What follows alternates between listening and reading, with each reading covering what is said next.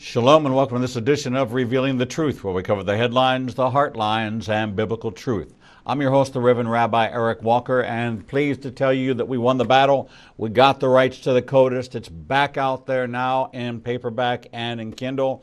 And you can also get a copy of the new book we just released, The 7 Laws of Abundant Living, Lessons Learned from the Tree of Life. It is an honor and a privilege today for us to meet with Bird Michelle Cox, authors of When God Calls the Heart, Devotions from Hope Valley. Now, you may not know about Hope Valley, but when we finish our program today, you're going to become a fan of this remarkable program. Bird is executive producer and co-creator of the Hallmark Channel original series, When God Calls the Heart. In his 3 decades in Hollywood, he has written and produced 24 films, including most recently The Case for Christ, Captive, and Not Easily Broken, and more than 250 episodes of such shows as Touched by an Angel, Step by Step, and Evening Shade. His films have garnered awards from the New York Independent Film Festival, New York Festival's Heartland Film Festival, the Movie Guide Awards, the Telly Awards, and the Christopher Awards. He has spoken widely on the intersection of the arts and the church, and his professional blog, brianbird.net, serves as a lively exchange in the best practices of storytelling. Beyond Bird's professional achievements, he considers his top productions to date his 36-year marriage to wife Patty and his 5 children.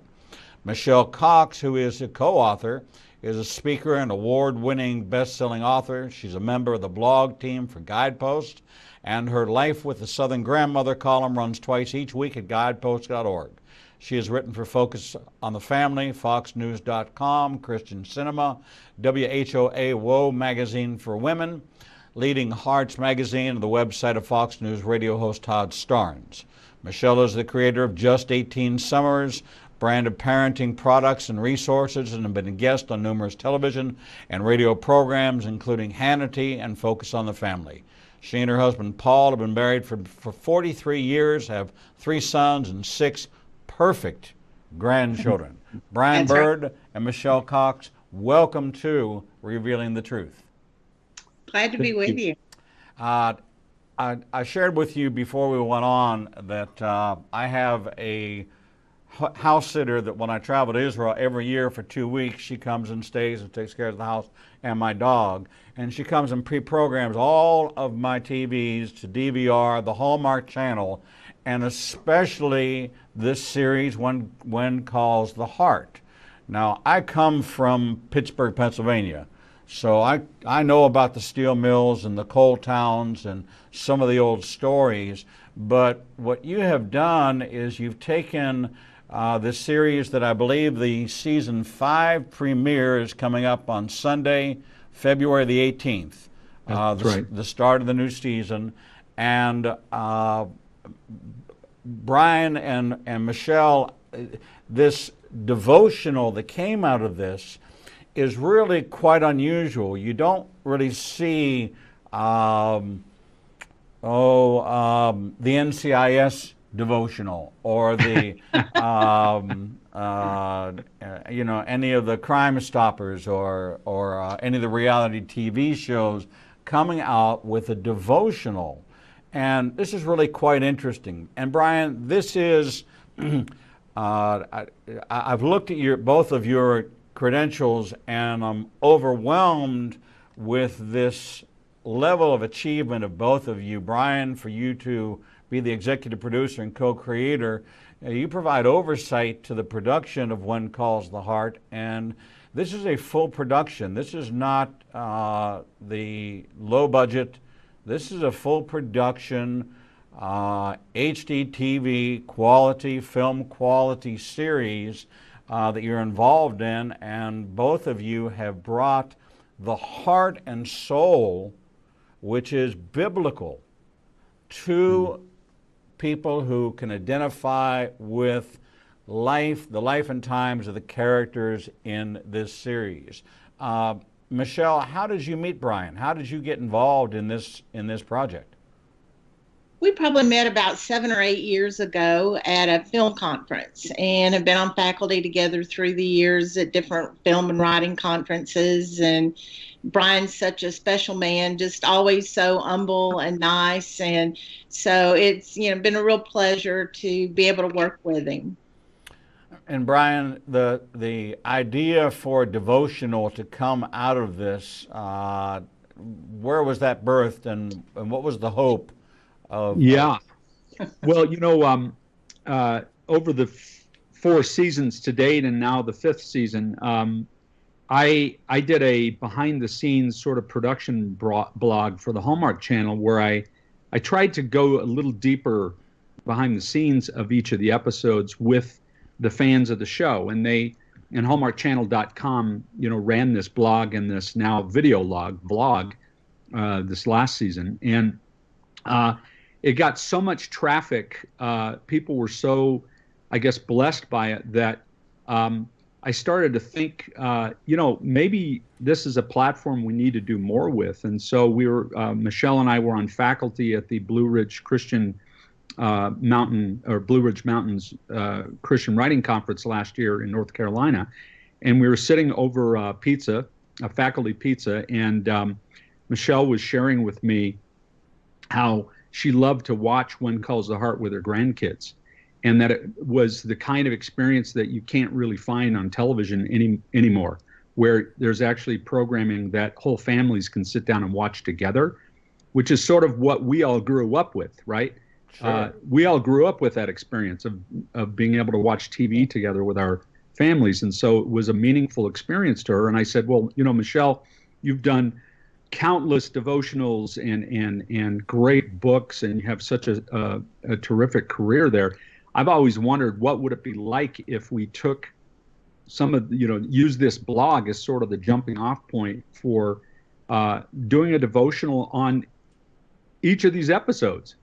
And so she got really excited about that and said, I would love to help with that and partner up with you on that. And so literally over faculty pizza, this idea was born. And by the end of that weekend, there was a publisher there who she had worked with before, a mainstream publisher, Broad Street Publishing. By the end of the weekend, we had an agreement in principle with the publisher to do a devotional, and that was just 9 months ago. So this project has been, in the world of book publishing, a real lightning rod, and something that came together incredibly quickly from my experience. I don't know the publishing world as well as Michelle, but it seems pretty amazing that we have books on the shelves in bookstores and online 9 months after even having the dream to do this. Well, that happens when it's God ordained. Yeah. It is grounded in real issues, and that's why our program is headlines. People want to know what's going on right now in Israel, Lebanon, Syria, and we cover that. What we call heartlines, and this feature today is a heartline feature. Yep. There are still people that are dealing with grief. There are still people out there that are dealing with addictions. There's still people dealing with the entire plethora. Just because you become a believer is not an inoculation to an immunization against trouble and strife and problems. Now, that's right.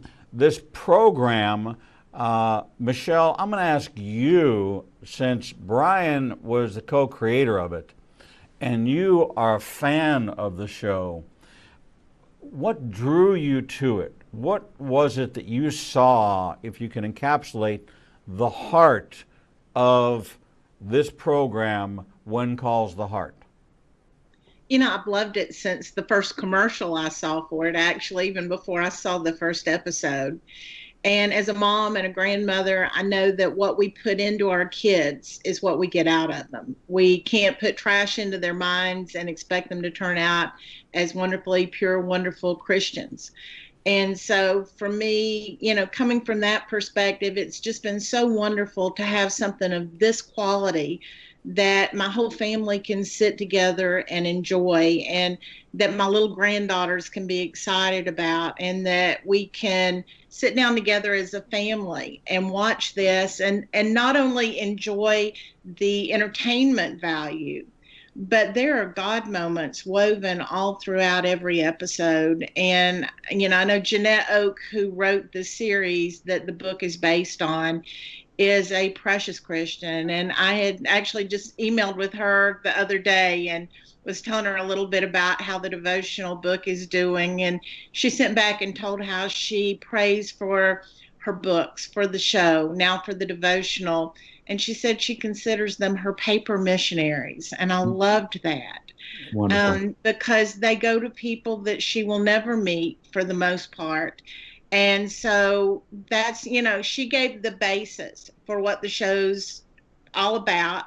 And so God's woven all throughout it. It might be a secular program, but God is woven clearly all throughout When Calls the Heart. Well, for those that don't know anything about it, Brian, you tell this story, which was written, and the foreword to the book is written by the author of the book that the series is based upon.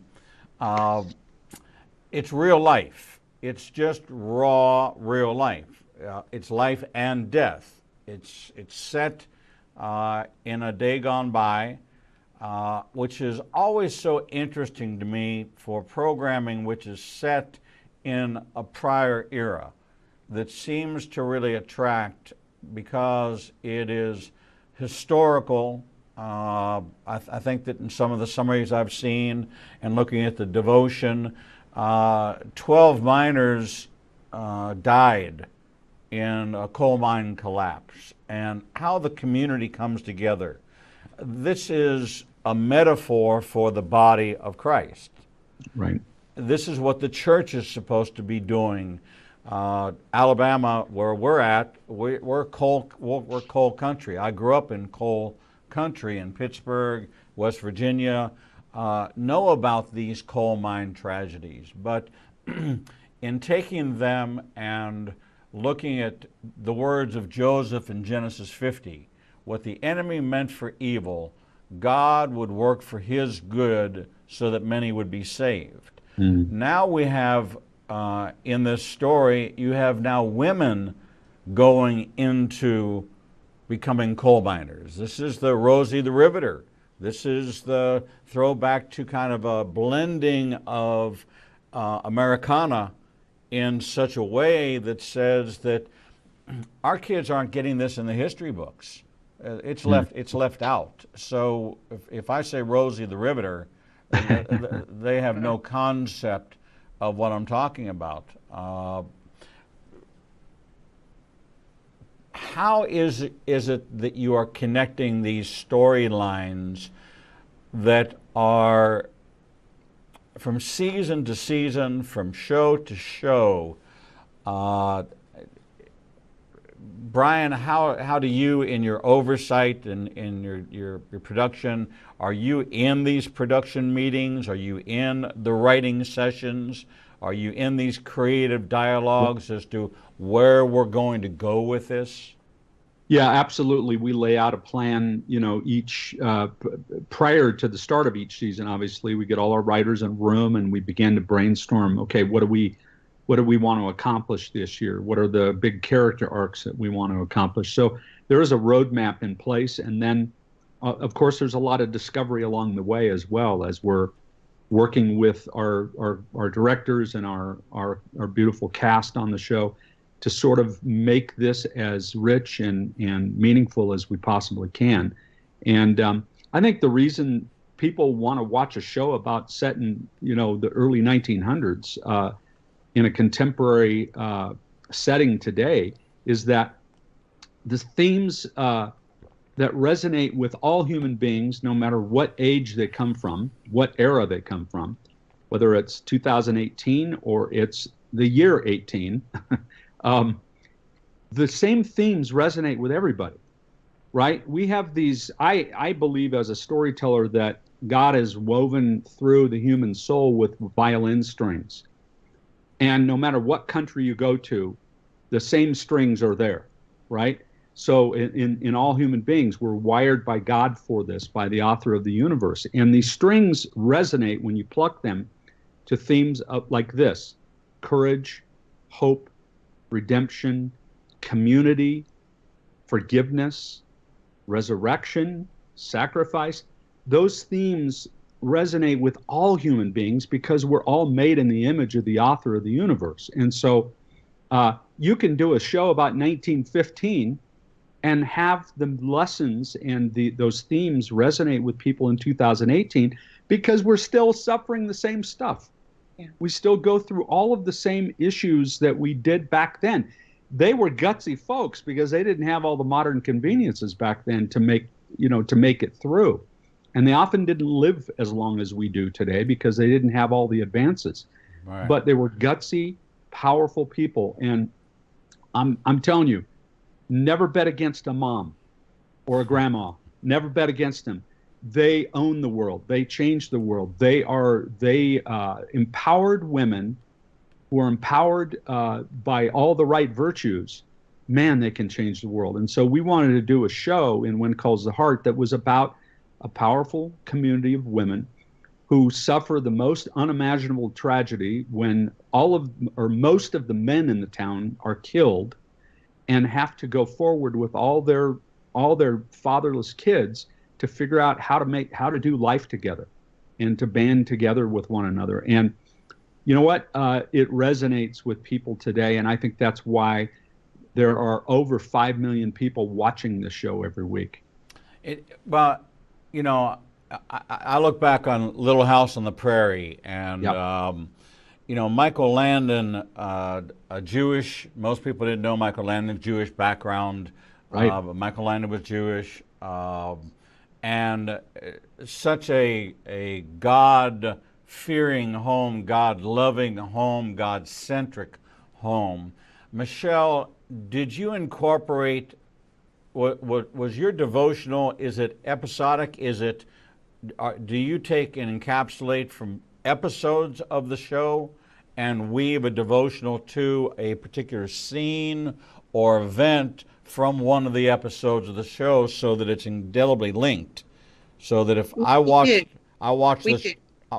show and I'm reading the devotional, I'm connecting with the same characters, right? Exactly, and I'm able to enter into their experience, and then you apply the scripture to the scenario that kind of explains how they were able to deal with it, how they processed it, how God protected them.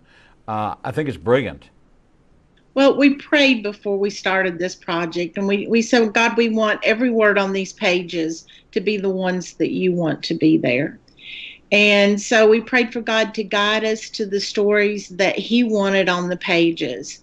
And so, you know, I have one of the best jobs in the world. I get paid to sit in my pajamas and watch When Calls the Heart. So, you know, I sat and I watched through every episode and just jotted down the God moments that I found woven throughout the storylines. And the problem was not finding enough of them. The problem was that there were so many that it was narrowing it down. But the stories that we ended up with are the ones that spoke to our hearts and that we realized would speak to the hearts of our readers as well. And it's been really sweet. The book's just been out a little over a week, and we're already hearing amazing stories of how God's using it to touch hearts and lives. From a lady who had wandered away from God after a really rough family experience, who wrote and said, you know, I'm reading the devotional and it spoke to me and God spoke to me, and I want to get back to the place where I was before. And a lady who has bought copies for her chemotherapy group. And those women are sitting there each week doing a devotional, studying together, because there's hope and there's comfort on the pages of this book, not because we wrote it, not because Jeanette wrote the original storylines, but because of what God says in his word. And so, you know, that makes a formula that's unbeatable. And so it's been really fun for us. And we knew that people, especially the Hardys, they know every detail of these storylines. I mean, it would really amaze you how they pick out every little detail. And so we wanted them to pick God out of the details the next time they think of these storylines. Brian, when you saw what Michelle was producing, what did it do to you? You know, you've been involved with the Case for Christ. It's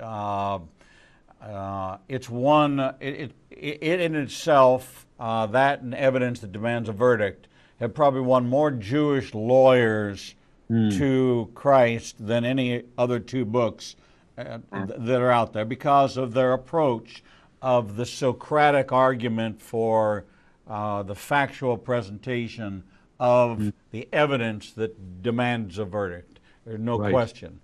But this 5 million, audience of 5 million, devoted, and the Hallmark Channel has devoted viewers. Yes. People who That's are very, an understatement. When it began, when she started sending you samples, and I guess that's how your process worked, is you would lay out a couple of them and say, what do you think, and exchange ideas. Yeah, we'd go back and forth. What did that do for you from a spiritual and from a confirmation perspective? Yeah, I mean, I began my career as a journalist, and so I still consider myself a journalist, even though a lot of the stuff I do is fictional now. But I want to go into I want for us to provide excellence on the page, excellence on the screen. We're called as Christians to pursue the arts with all our passion, all our hearts, all our minds, because we're made in the image of the Creator of all things. And God did not do a poor job of creating everything, right? He's the author of all things. And so if we're made in His image, we need to follow in His footsteps, not for our own glory, but in order to reflect the glory back to the heavens. And so I had read some of Michelle's wonderful devotionals that she had already done, and I was so inspired by them. Her Only 18 Summers project is amazing, because the premise of that is, parents, we only have 18 summers with our kids before they are out of the nest and having to figure out how to do life on their own. And if we don't take those summers and do it the right way, right, where we actually have them captive for a few months, we should beware the consequences of not spending that time doing it the right way. And I was so inspired by what she had done that it was just a perfect marriage for us in doing this devotional together. Yeah, so she would watch an episode. Of course, I've watched them 100 times. But she would watch an episode and sort of pluck out some real gems of sort of the God moments and some of the story elements, and then put together this sort of synopsis of that episode. And here's some of the potential God moments that we could then go deeper with. And that was the goal all along. I just don't want another piece of merchandise to do it for no reason. It needs to be something that, honestly, my vision, Eric, is for families to be sitting together around on the sofa together, reading through this devotional together, going through the scriptures together, the prayers together, the questions at the end together, and trying to have a teachable moment. Because if they can watch an episode and say, wow, there was some great stuff in that, here's an opportunity for them to take that lesson deeper with their kids. And that's honestly all this devotion. The main purpose of When God Calls the Heart is to take the God moments from the show When Calls the Heart and be able to apply them to our lives today. What are the implications for our lives today that come from an event that happened in a fictional episode of a TV show set in 1910? That's what I hope to accomplish with Michelle, and it was just an amazing partnership as we worked, day and night to get this together for the readers. The thing that you've captured, Michelle, in your 18 summers, there is a conflagration of new awareness that we are no longer raising children. We are raising future mothers, fathers, husbands, and wives. Now, I don't know when the switch got flipped, but there are, especially out of the millennials, they have grabbed a hold of this idea. I just had an author on that was, I think it was 986 pennies. When her baby was dedicated, she was given a jar with 986 pennies. It says 1 penny per week for 18 years. Take 1 penny out, and on Sunday, take that penny out and review the week of how you parented, what you did, so that whatever habits you need to break, they're only 7 days. Longest they can ever go is 7 days. Missed teaching opportunities. What can I do better? What can I set my goals? There's a brand new focus on the fact that we're raising the next generation of moms and dads and husbands and wives. I was raised, and Brian, maybe you were raised by Dr. Spock. He had no children, but our parents ran out and bought a book written by a man on how to raise children that had no children of his own. We were raised to when you wake up in the morning on the weekend, get out of the house as fast as you can and don't come back until the street lights come on. Okay, that was my generation. Brian, you probably remember the same thing. Street lights, that's a single. You go home. Free-range children. We were free-range children. We were free-range. It's exactly what we were, free-range children. But when we look at the family unit, we have split it apart, and we have this individuality, and we have this one does gymnastics, and this one does this, and the family unit. I actually used to think that my father, long time ago, he had the opportunity. He's been gone for many, many years, and he was a Hungarian, and the concept of fast food came to Pittsburgh, and they were going around looking for business people to invest and open up McDonald's or some of the other names at that time. And he said he could never envision a time when the family would not sit down to a meal together. It was just not within his ability to perceive that this idea of this fast food mentality, that the family, and you waited. Dinner you waited until dad came home, and then he had his time, and then you would meet at the table, and that's where the discussions would happen if you were spoken to. Of course, if you were not spoken to, there was not, it was kind of like, don't confuse this for a conversation kind of arrangement. But what you've done with this series, what you've done with this devotional, is you've brought back the human element and the human frailties, all of the things that life brings us. You bring it into this fictional town that's not fictional at all. This is real town America. It just happens to be a what would you call it? Recreation. A recreation. But these things are happening today. We have coal miners being trapped today. We have issues that we're facing today. You can change the words out no matter what you want, whether or not it's drugs, alcohol, whatever the problems are. But these devotionals, and as I read them, and I'm very fortunate because I get everybody I interview, I get their materials. Yes. And as I'm reading them, and I'm starting to see characters.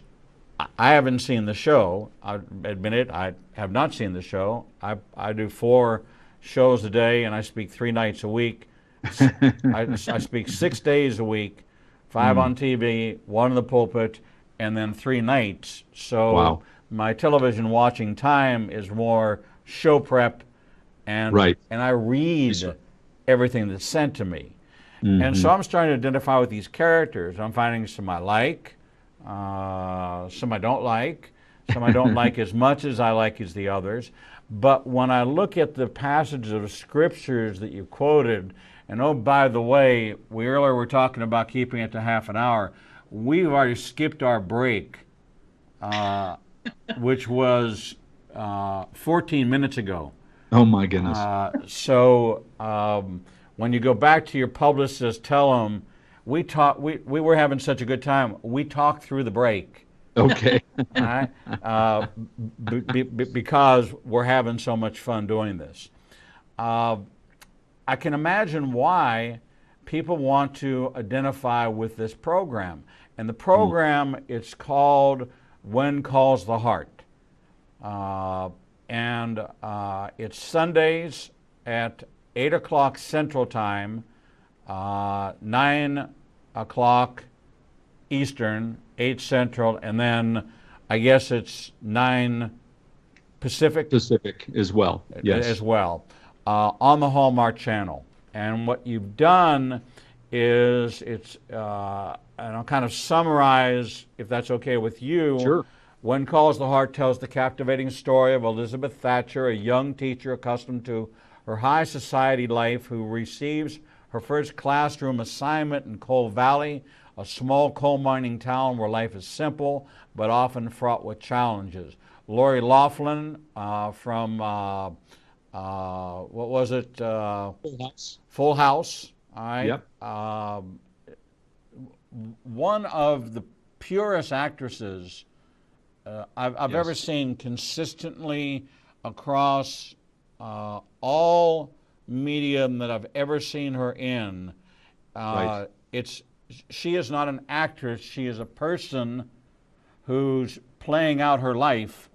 That's right. I believe every word that has ever come out of her mouth and every role she's ever played.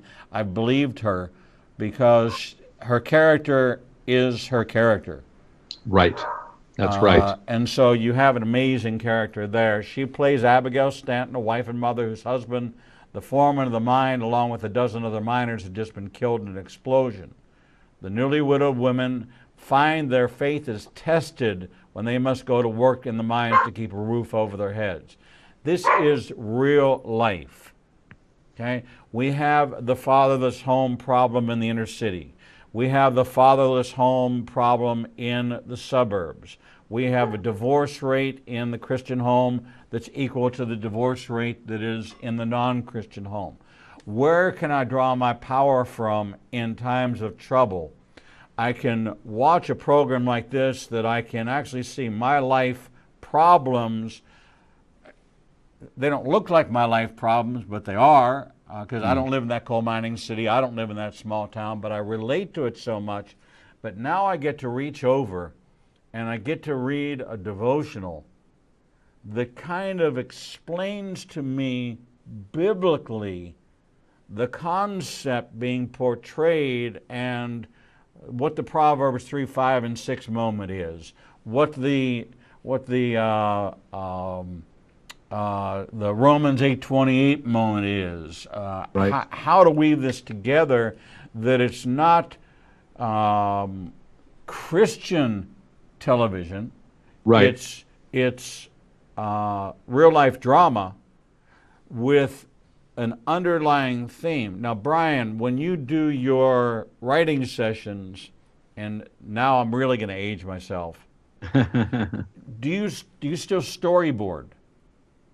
Yeah, well, yes, in a way. What we do, and you can kind of see up on my wall there, cards, index cards on the wall. Right.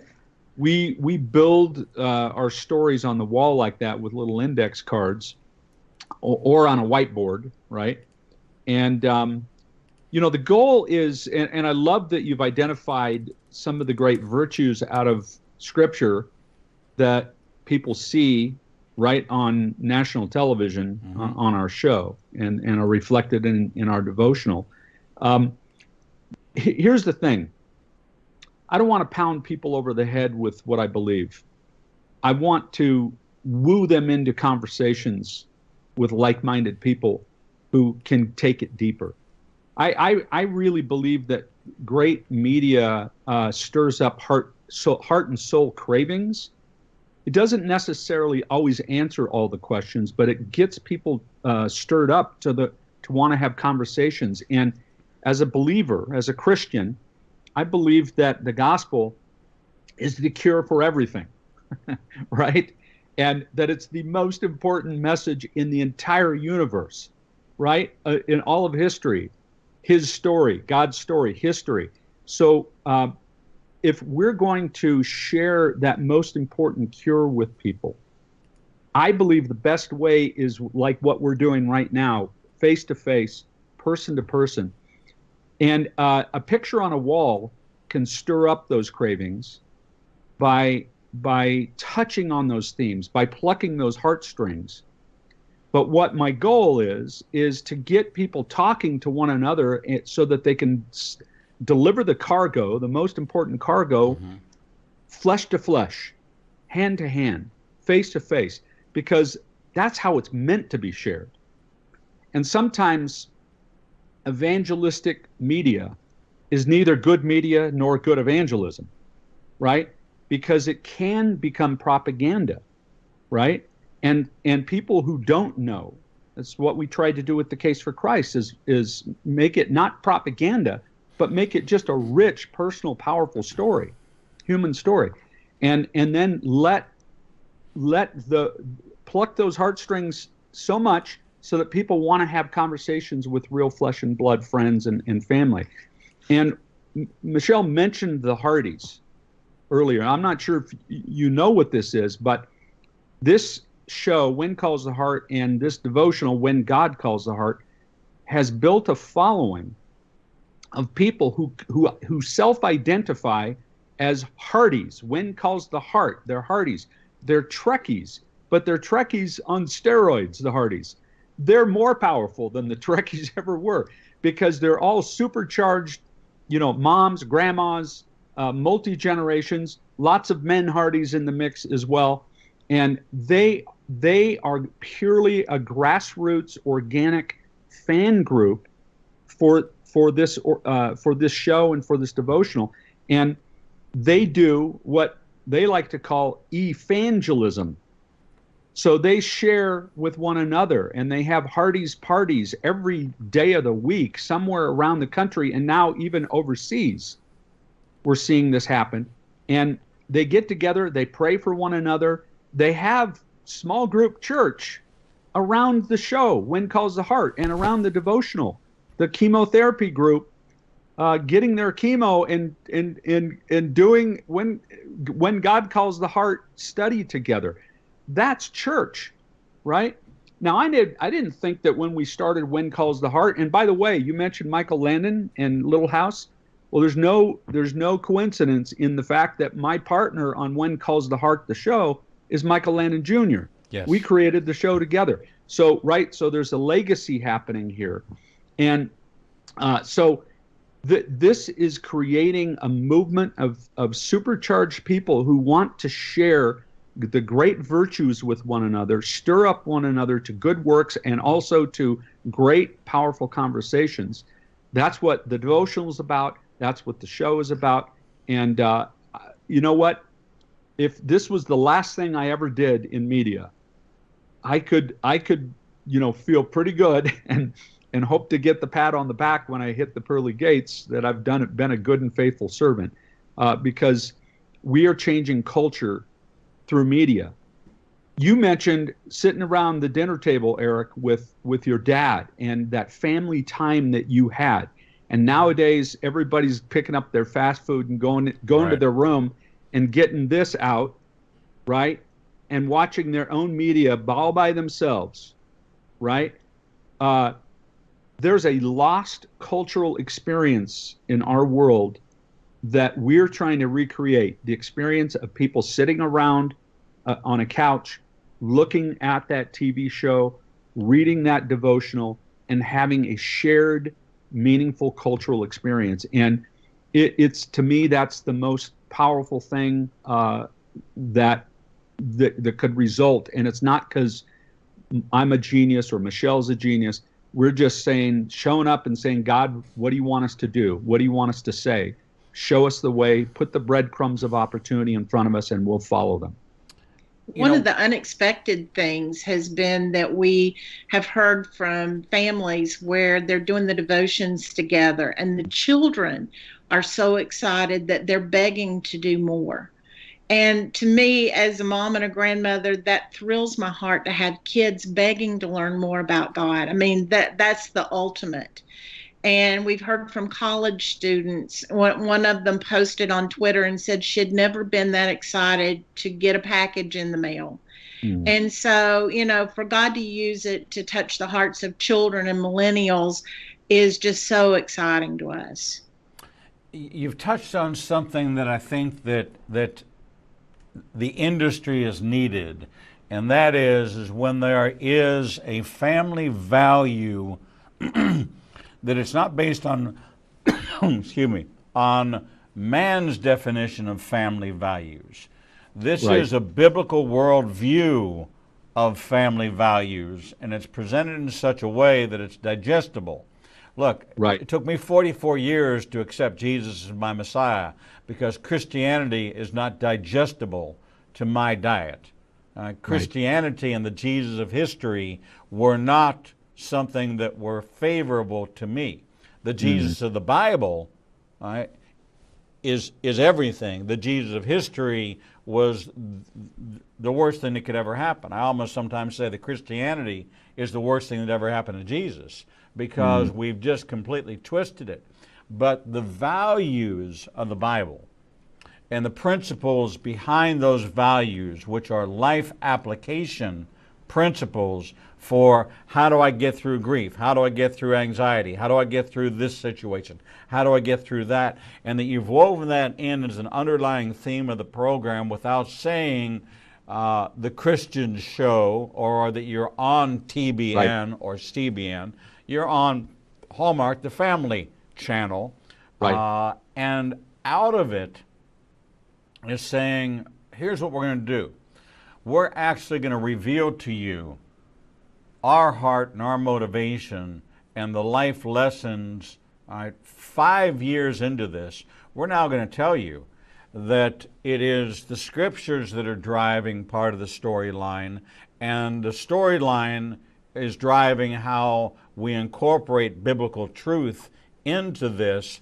And if you knew it before, great. If you didn't know it before, even better. And now that you know, you should be sharing it with your friends because this has become life-changing for us, and that's how it's built. You built a community that people can identify with, and out of that, a community grew. This is the reason why they did not put a steeple on the upper room. It was because people were to go out. It wasn't for people to come in. And so what you've done is you've brought this message to the screen of real-life experiences set in an earlier period of time, and that you've exemplified them by now incorporating them into a devotional. So if I know the show and I know the characters, I can remember that scene, or I can go back and I can pull up a replay of it, and I can go back and watch it again and say, oh, I didn't see it that way when I was watching it, but now that I see it, I can now see a pattern, and I can make it more of a discussion point while I'm watching, saying, hey, when we remember that line right there, because when the show's over, I want to tell you something. I want to explain something to you. And I can see those moments taking place. And what you've done is you said, instead of leaving it to the imagination of 5 million individual people, we're going to give you a tool. And we're going to put it in your hands, and we're going to show you what our thinking is. as to how we see this and how you can use this. And it's kind of a guide to help you turn this into something even larger than what it is. And I think it's absolutely brilliant, and I think it's necessary, and it fills a void that's out there, because there's some other good family value programs, but if you don't watch them, you miss the message. All right? Right. I can carry this with me. I can continue to follow the story along. I can read the book. I can watch the program. I can use the devotional. It can be part of my family experience, and you've equipped them in a way to discussion starters and the prayer points and the making sure that you emphasize in each one of these devotionals, there's areas of emphasis that says, here's the takeaway. Okay? Right. We're going to tell you the scripture. We're going to show you the scene, the episode. This is the part of the episode. And here's the takeaway. And if you didn't take it away when you watched it, when you watch it again, because we know you're going to watch the rerun, you're going to see it, and you're going to have a brand new aha moment, and it makes it even more exciting that the first 4 years are going to get watched again now through a different lens as they begin looking for this. And then you've created a challenge for yourself, because you're going to have to incorporate that into season 5's already in the can, but season 6, 7, 8, 9, and 10, you're going to have to be aware that you are training people to look for the God moment, for the passage of Scripture, and for the life lesson in each one of these segments. And your storyboard's going to have to change, because you're raising them up, you're teaching them how you want them to watch the show. Right. And how you want them to take away. And so this is a congregation that, a congregation of 5 million. You ought to be listed. This program, when God Calls the Heart, should be listed as the #1 mega church. Well, you know, one of the really cool things that's come about through the Hardy's group that they started is that we now have a special event devotional group of over 250 people starting out, where each week we take one of the devotions from the book and we discuss it. And we just started this past Monday, and it's just been precious to see, you know, what God's showing to the individuals that maybe we didn't even think about. And so it's deepening the discussion, and you know, virtually on Facebook. Brian and Michelle, I have bad news.